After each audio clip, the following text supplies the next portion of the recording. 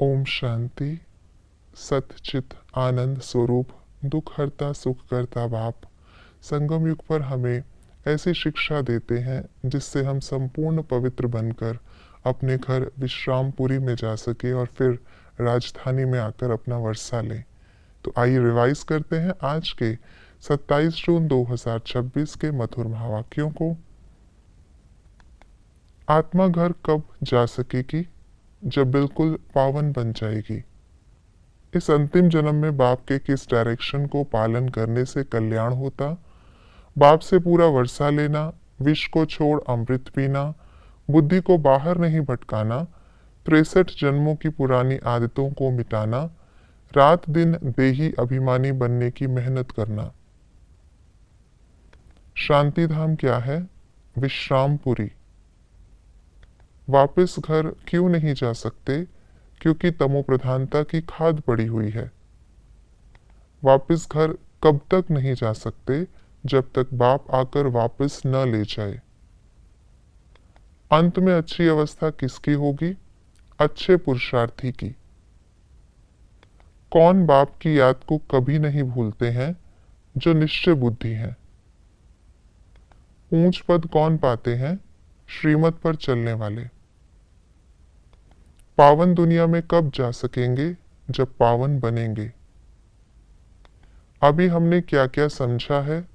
वर्णों का राज, जन्मों का राज, 5000 वर्ष का चक्र, हम सो सोहम का अर्थ। शिव बाबा कब आते हैं?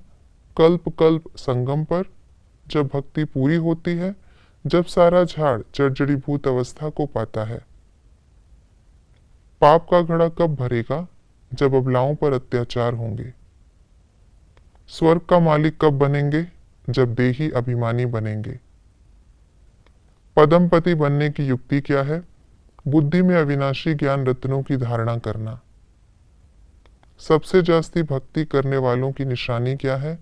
पहले पहले ब्राह्मण बनते, बाप से पूज्य बनने का वर्षा लेते। लक्ष्मी नारायण स्वर्ग के मालिक कैसे बनते हैं?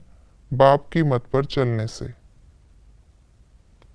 हर कर्म यादगार कब बनेगा? जब स्वयं को आधार मूर्त उद्धार मूर्त समझ कर चलेंगे। विश्व परिवर्तन के आधार मूर्त आत्मा की निशानी क्या है? हर कर्म ऊंचा और श्रेष्ठ, वृत्ति दृष्टि में कल्याण की भावना। किन कर्मों का यादगार बनता है? श्रेष्ठ कर्मों का। सत्यता की शक्ति को धारण करने के लिए क्या बनना है? सहनशील। फरिश्ते किसे कहेंगे? फरिश्ता किसे कहेंगे? जो मनसा वाचा कर्मणा में सरल होगा। हमें क्या बनना है? पूज्य, उद्धार मूर्त, आधार मूर्त, देही अभिमानी, स्वर्ग का मालिक, पदमपति, सहनशील, ऊंच देवता, सतो प्रधान, सहज पुरुषार्थी। हमें किन बातों की धारणा करनी है?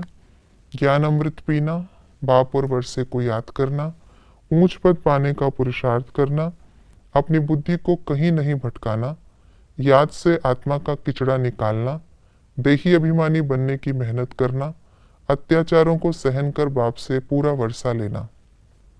ये थी आज की मुरली की विशेष बातें। हमें ऊंच पद की प्राप्ति करनी है, जिसके लिए श्रेष्ठ पुरुषार्थ करना है, देही अभिमानी रहने का अभ्यास और बाप और वर्षे की याद में रहना है। ओम शांति।